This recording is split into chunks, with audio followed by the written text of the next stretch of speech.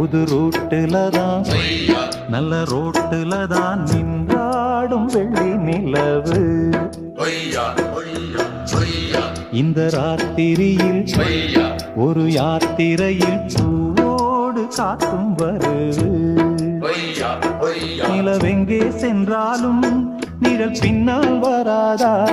நீ வேண்டாம் என்றாலும் அது வட்டம் இடாதா?